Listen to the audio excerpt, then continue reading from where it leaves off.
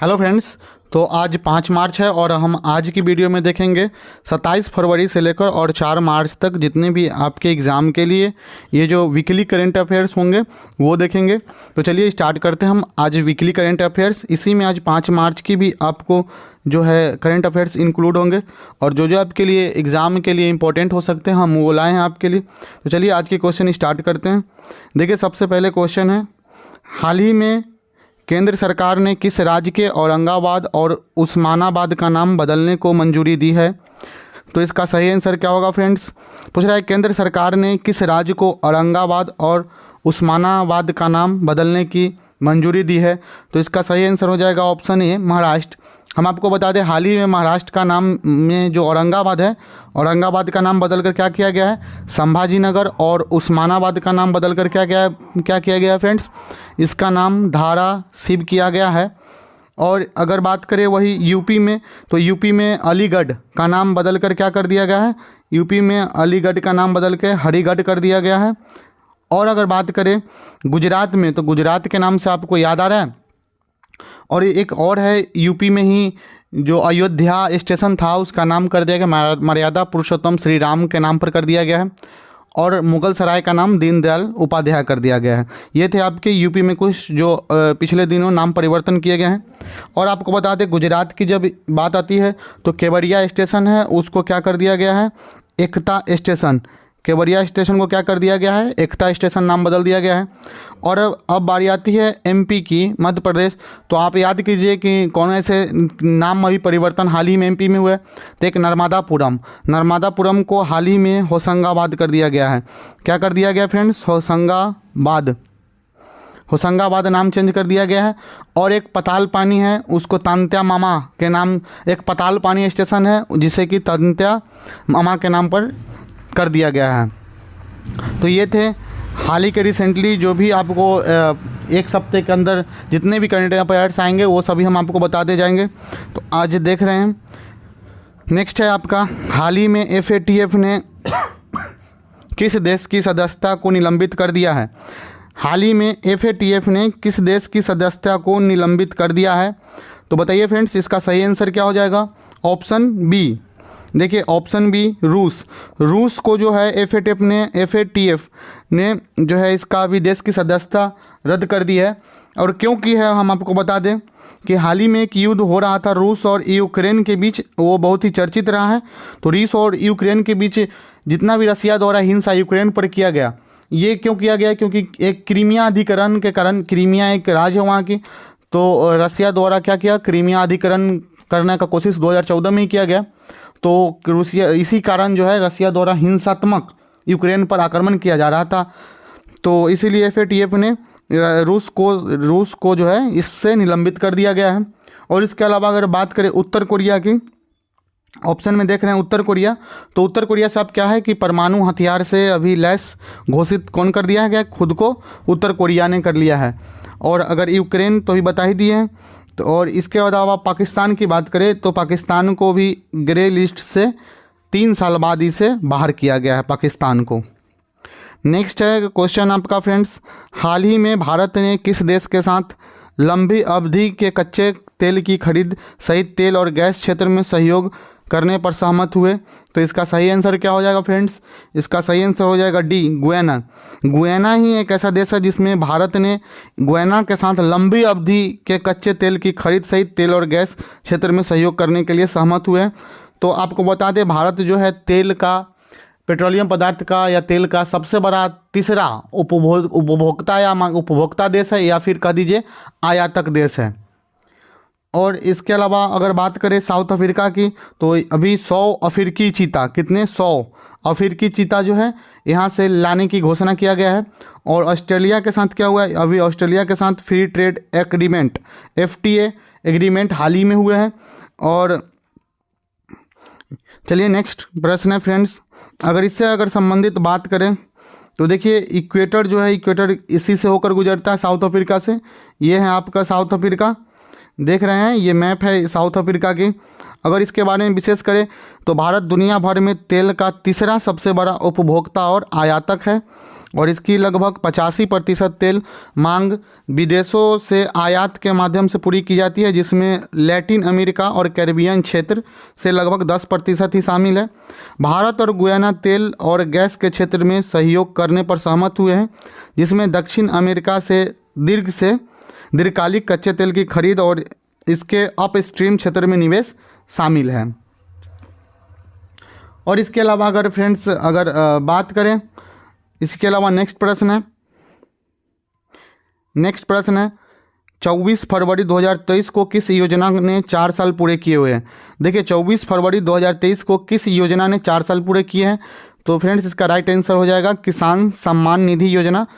किसान सम्मान निधि योजना की अभी हाल ही में 24 फरवरी 2023 को 4 साल पूरे हुए। इसका मतलब 24 फरवरी 2019 को क्या किया गया था, इसकी लॉन्च किया गया था, इसकी उद्घाटन की गई थी। इसमें क्या होता है, किसान को हर एक 3 महीने पर 2,000 रुपये की एक मुश्त राशि दी जाती है।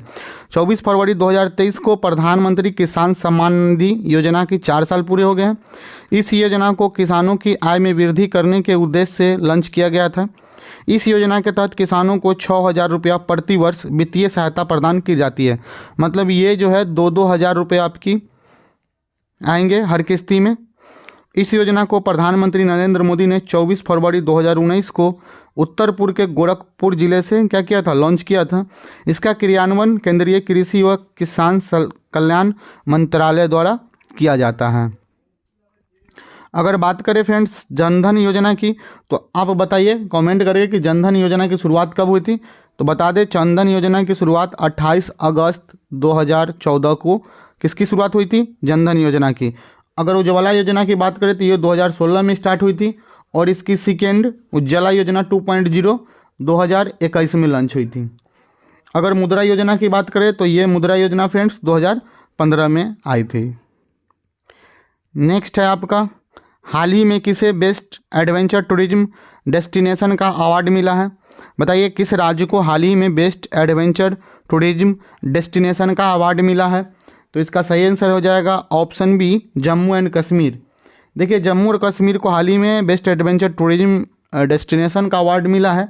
और इसके अलावा अगर बात करें केरल याद करने से क्या आता है, इसका जो हेल्थ इंडेक्स है, केरल का हेल्थ इंडेक्स में ये टॉप पर है और यहाँ के शिक्षित राज्य में भी टॉप पर है। अगर बात करें अब यूपी की, तो सबसे ज़्यादा एक्सप्रेस वे वाला स्टेट कौन है फ्रेंड्स, इस बार चर्चित में रहा है कौन, यूपी रहा है। और महाराष्ट्र की बात करें तो महाराष्ट्र में आपको हाल ही में अभी पिछले क्वेश्चन में देखे थे, उस्मानाबाद का नाम बदल कर क्या कर दिया गया है, धाराशिव कर दिया गया है। चलिए फ्रेंड्स नेक्स्ट क्वेश्चन है आपका, और जम्मू कश्मीर के बारे में अगर जानना चाहते हैं तो जम्मू कश्मीर में हम आपको बता दें इसकी राजधानी कहाँ है, श्रीनगर है। देखिए भारत में पहली बार लिथियम के भंडार कहाँ मिले हैं, तो जम्मू कश्मीर में मिले हैं। और खेलो इंडिया विंटर गेम्स के तीसरे संस्करण का आयोजन कहाँ हुआ है, ये भी जम्मू कश्मीर में ही हुआ है। नेक्स्ट प्रश्न है आपका, किस देश ने डेंगू के बढ़ते प्रकोप के कारण स्वास्थ्य आपातकाल की घोषणा की है। तो बताइए कौन ऐसा देश है जो डेंगू के बढ़ते प्रकोप के कारण स्वास्थ्य आपातकाल की घोषणा की है। तो इसका सही आंसर क्या हो जाएगा, ऑप्शन डी, पेरू में हाल ही में स्वास्थ्य आपातकाल के कारण वहाँ डेंगू के बढ़ते प्रकोप के कारण स्वास्थ्य आपातकाल लगाया गया है। देखिए डेंगू जो है बुखार एक मच्छर जनित उष्णकटिबंधीय बीमारी है जो तेज बुखार, सिर दर्द, उल्टी, मांसपेशियां और जोड़ों में दर्द रहता है। कभी कभी यह क्या हो जाता है, मौत का कारण भी बन जाता है। और पेरू की बात करें फ्रेंड्स, ये पेरू है, पेरू की राजधानी कहाँ है, लीमा है। और इसकी अगर करेंसी की बात करें तो पेरू सोल है। यहाँ के प्रधानमंत्री बेटेजी चावेज है। और इसके अलावा बात करें श्रीलंका की, तो देखिए हाल ही में अभी श्रीलंका में क्या हुआ है कि पिछले साल आर्थिक आपातकाल घोषित किया गया है। किसको घोषित किया गया है, आर्थिक आपातकाल जो है अभी श्रीलंका घोषित किया गया है। और एक और बात बता दें, ब्रिटेन, तो ब्रिटेन में अभी जो है क्या हुआ था, ब्रिटेन में अभी जो टीम यहाँ की टीम है जाने जाते हैं यहाँ भी रेड अलर्ट, मतलब 50 डिग्री टेम्परेचर हुई है। 50 डिग्री टेम्परेचर होने के कारण हाल ही में इसे ब्रिटेन में रेड अलर्ट, जहाँ पर टेम्परेचर हाई हो जाता है उस देश में क्या अलर्ट जारी कर दिया जाता है फ्रेंड्स, रेड अलर्ट जारी कर दिया जाता है। और न्यूजीलैंड, तो न्यूजीलैंड में अभी ग्रोबिया चक्रवात के कारण भी यहाँ भी आपातकाल आपातकाल लागू हो गया था। चलिए नेक्स्ट फ्रेंड्स है फ्रेंड, सीवेज को साफ करने के लिए बांदीकुट नामक रोबोटिक स्कैंजवेयर का उपयोग करने वाला भारत का पहला राज्य कौन सा बना? तो इसका सही आंसर क्या हो जाएगा? इसका सही आंसर हो जाएगा सी। तो देख रहे हैं ये है रोबोटिक स्कैंजवेयर, जिसको जो नाले जो साफ़ होते हैं, शिविर जो साफ़ होते हैं, उसमें क्या होता था पहले बिना कोई सुरक्षा के मानव द्वारा साफ किया जाता था। जो अधिक गंदगी के कारण उसको उसी में मौत हो जाती थी। तो इससे बचने के लिए क्या किया गया, अब रोबोटिक स्कैंजवेयर का अब उपयोग किया जाएगा। तो ये कहाँ शुरू किया गया है? ये इसका सही आंसर हो जाएगा केरल। चलिए इसके अलावा हम बात करें फ्रेंड्स, देश में जो है सीवेज को रोबोट की मदद से साफ़ करने वाला पहला राज्य केरल हो गया है। और केरल सरकार ने सीवेज को साफ़ करने के लिए रोबोट स्कैंजवेयर बैंडिकूट को लॉन्च किया है, जो देश में अपने सभी सीवर को साफ़ करने के लिए रोबोटिक तकनीक का उपयोग करने वाला देश का पहला राज्य बन गया। और केरल की बात करें तो देखते हैं केरल की राजधानी कहाँ है? तिरुवनंतपुरम। और यहाँ के अभी वर्तमान मुख्यमंत्री कौन है? पिनाराई विजयन। और केरल की आधिकारिक पक्षी क्या है फ्रेंड्स? ग्रेट हॉर्निबल। और यहाँ की कुल जनसंख्या की बात करें तो 3.46 करोड़ 2018 के अनुसार है।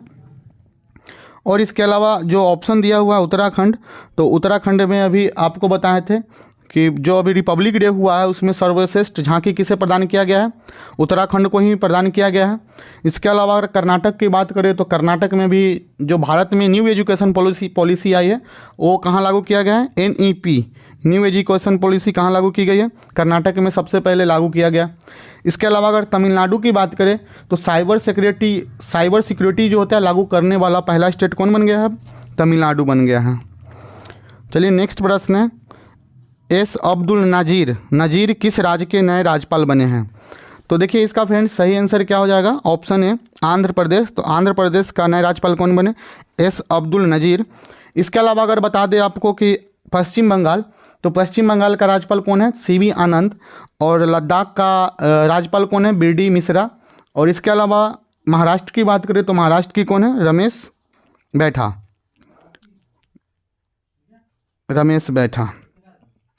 देखिए नेक्स्ट प्रश्न है, हाल ही में दुनिया के सबसे ऊंचे मौसम स्टेशन का पुनर्निर्माण कहाँ किया गया? हाल ही में दुनिया के सबसे ऊंचे मौसम स्टेशन का पुनर्निर्माण कहाँ किया गया? तो इसका सही आंसर क्या हो जाएगा? Option B Mount Everest. तो बताइए माउंट एवरेस्ट का नाम सुने होंगे, तो बताते हैं माउंट एवरेस्ट क्या है। देखिए माउंट एवरेस्ट और कहाँ है?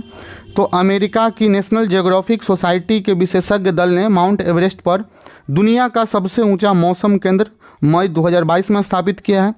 और माउंट एवरेस्ट की कुल ऊंचाई कितना है? 8848.86 मीटर। और यह नेपाल में है। और माउंट एवरेस्ट को सागरमाथा के नाम से भी जाना जाता है। और बता दें आपको माउंट एवरेस्ट पर चढ़ाई करने वाली पहली भारतीय महिला कौन है? बछेंद्री पाल। लेकिन अगर पहली दिव्यांग की बात की जाए तो अरुणिमा सिन्हा। लेकिन सबसे अधिक बार चढ़ाई करने वाली कामी रीता, जो लगभग 26 बार माउंट एवरेस्ट पर चढ़ाई कर चुकी है। इसके अलावा अगर बात करें सियाचिन ग्लेशियर, तो सियाचिन ग्लेशियर क्या है? सबसे ऊंचा युद्ध स्थल कहाँ है? सियाचिन ग्लेशियर में ही है। और लद्दाख की बात करें तो सबसे ऊंची सड़क अभी हाल ही में कहाँ बनाया गया है? लद्दाख में बनाया गया है। और हिमाचल प्रदेश की बात करें तो हिमाचल प्रदेश में सबसे ऊंचा क्रिकेट स्टेडियम बनने जा रहा है। भारत का नहीं, दुनिया का सबसे बड़ा क्रिकेट स्टेडियम कहाँ बनने जा रहा है? हिमाचल प्रदेश में। नेक्स्ट क्वेश्चन है, हाल ही में किस भारतीय पनडुब्बी ने पहली बार इंडोनेशिया में डॉक किया है?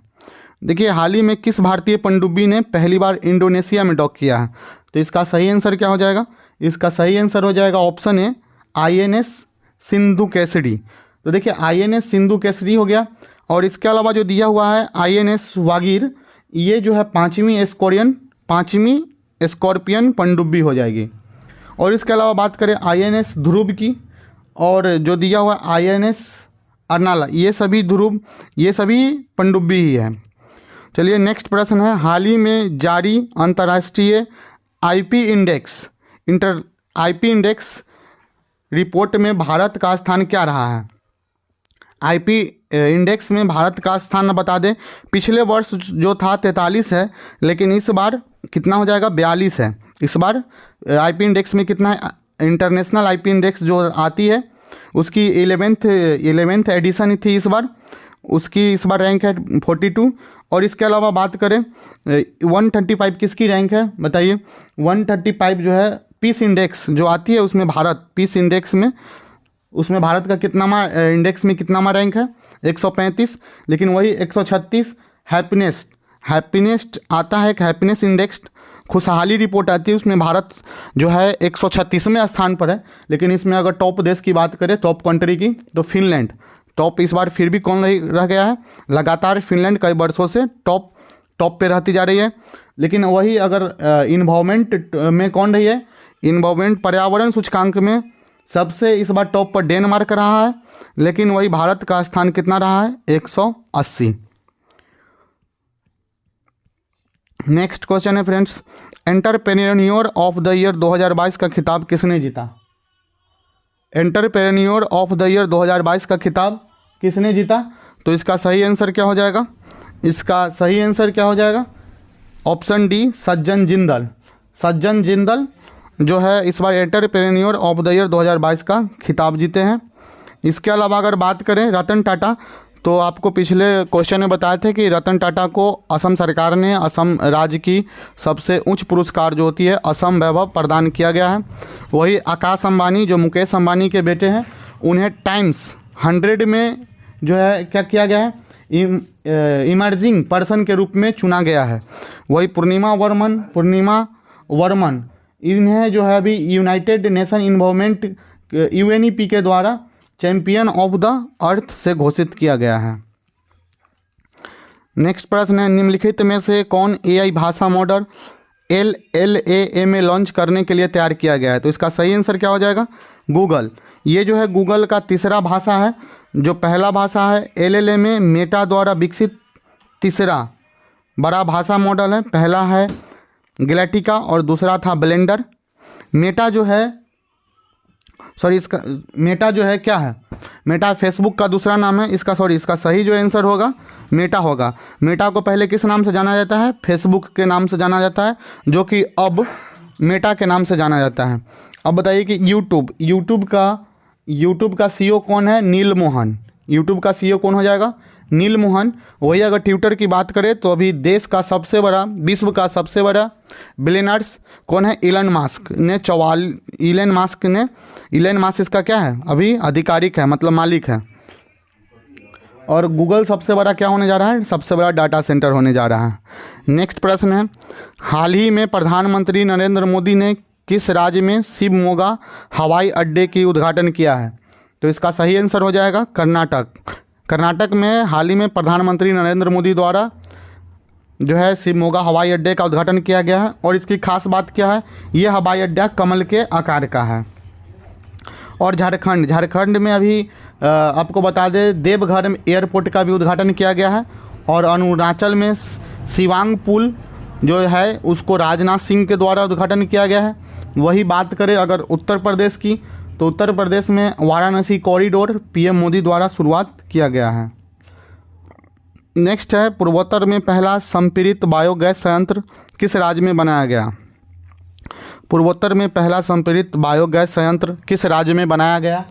तो इसका सही आंसर क्या हो जाएगा, इसका सही आंसर हो जाएगा ऑप्शन बी असम में पूर्वोत्तर राज्य में पहला संपीड़ित बायोगैस संयंत्र बनाया गया।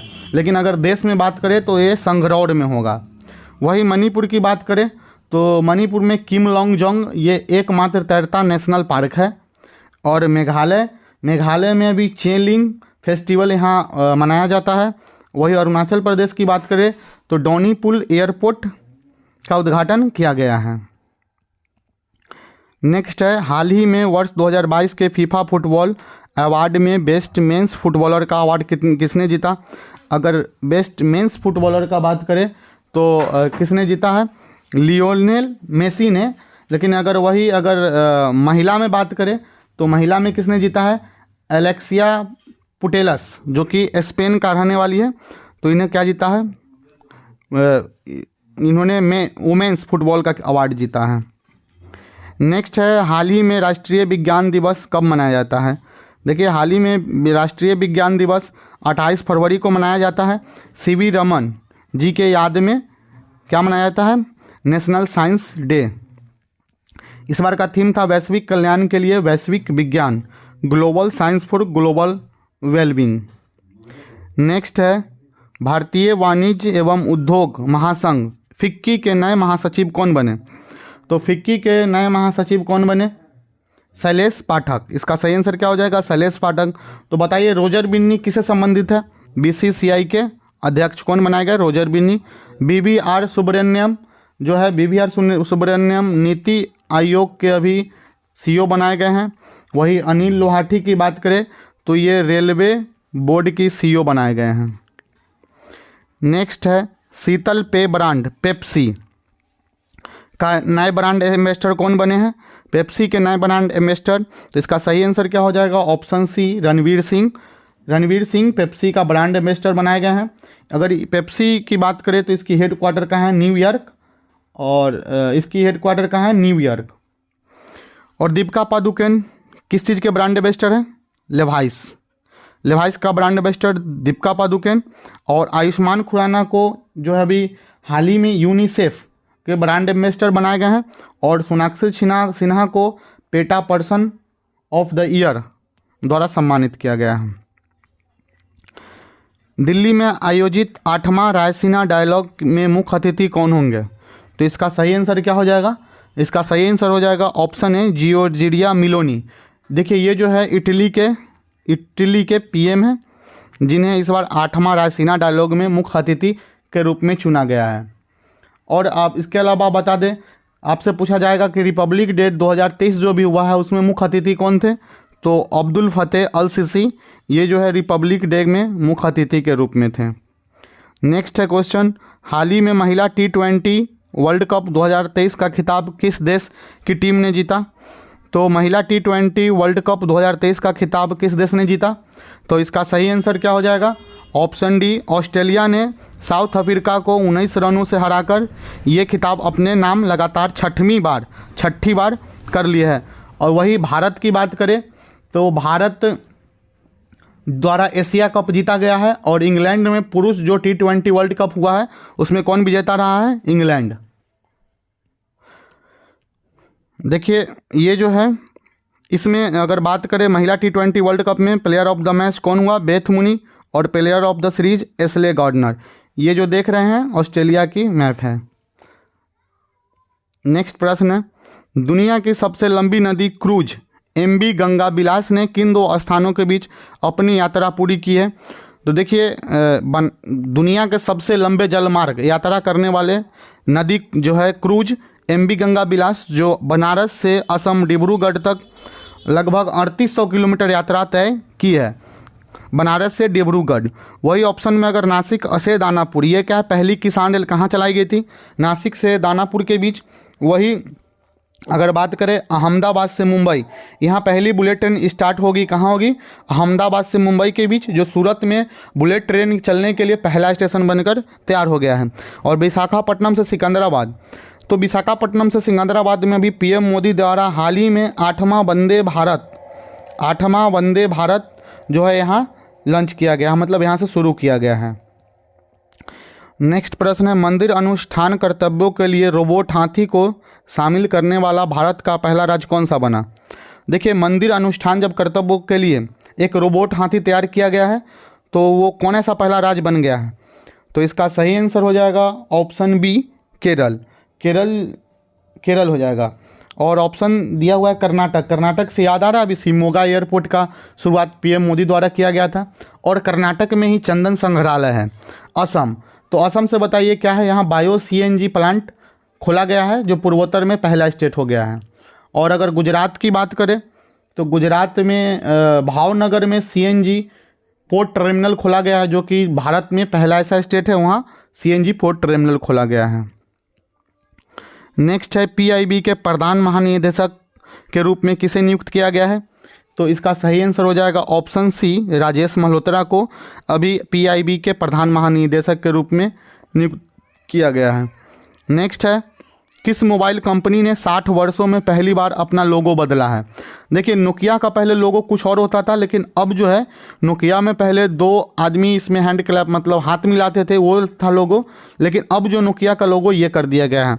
तो 60 साल में पहली ऐसी कोई कंपनी है जिन्होंने अपना लोगो चेंज किया है। देखिए, अगर बात करें सैमसंग की, तो सैमसंग बताइए कहाँ का कंपनी है? सैमसंग जो है साउथ कोरिया की कंपनी है। और एप्पल, पहले एप्पल जो था मस्ट वैल्यूएबल ब्रांड कंपनी थी, लेकिन अब जो है अमेजॉन मस्ट वैल्यूएबल कंपनी बन गई है। दुनिया के सबसे मस्ट वैल्यूएबल कंपनी कौन बन गई अब? अमेजॉन। और लावा की बात करें, लावा देखिए भारत में, ये भारत की कंपनी है लावा। और 5G सर्विस घरेलू क्षेत्र में, मतलब अपनी भारत में 5G सर्विस की शुरुआत करने वाले सबसे पहले कंपनी कौन थी? लावा। चलिए नेक्स्ट प्रश्न है, ब्लूमबर्ग बिलियनर्स इंडेक्स की रिपोर्ट के अनुसार दुनिया के सबसे अमीर व्यक्ति कौन बने? तो देखिए, दुनिया के सबसे अमीर व्यक्ति कौन बने? एलन मास्क, जो कि पहले भी, पिछले साल भी एलन मास्क थे, इस साल भी एलन मास्क थे। और जेफ बेजोस ये अमेजॉन के मालिक है। गौतम अडानी ये अडानी ग्रुप के मालिक है। और बिल गेट्स की बात करें तो बिल गेट्स माइक्रोसॉफ्ट के संस्थापक हैं। हाल ही में नाइजीरिया के राष्ट्रपति के रूप में किसे शपथ दिया गया? तो हाल ही में नाइजीरिया के राष्ट्रपति के रूप में किसे शपथ दिया गया फ्रेंड्स? तो इसका सही आंसर हो जाएगा ऑप्शन सी, बोला टिनुबू। बोला टिनुबू को नाइजीरिया के राष्ट्रपति के रूप में शपथ दिया गया है। नेक्स्ट है, हाँ, अमेरिकी स्पेस एजेंसी नासा ने किसे अपना साइंस चीफ नियुक्त किया गया है? तो देखिए, अमेरिका ने, नासा जो है अमेरिका की स्पेस कंपनी है, तो उसने अपना साइंस चीफ नियुक्त किसे किया है? तो ऑप्शन डी, निकोला फॉक्स को इन्होंने साइंस चीफ नियुक्त किया है। तो ये थे फ्रेंड्स आज की मुख्य प्रश्न, जिसमें 5 तारीख के भी करंट अफेयर्स शामिल है। और इसके अलावा अगर बात करें तो ये वीकली करंट अफेयर्स जो 27 तारीख से लेकर 5 तारीख के बीच जितने भी इंपॉर्टेंट थे वो हम आपके लिए लेकर आए हैं। अगर अच्छे लगे तो अपने दोस्तों के साथ शेयर ज़रूर करें और मेरे चैनल को प्लीज़ सब्सक्राइब करें। Thank you.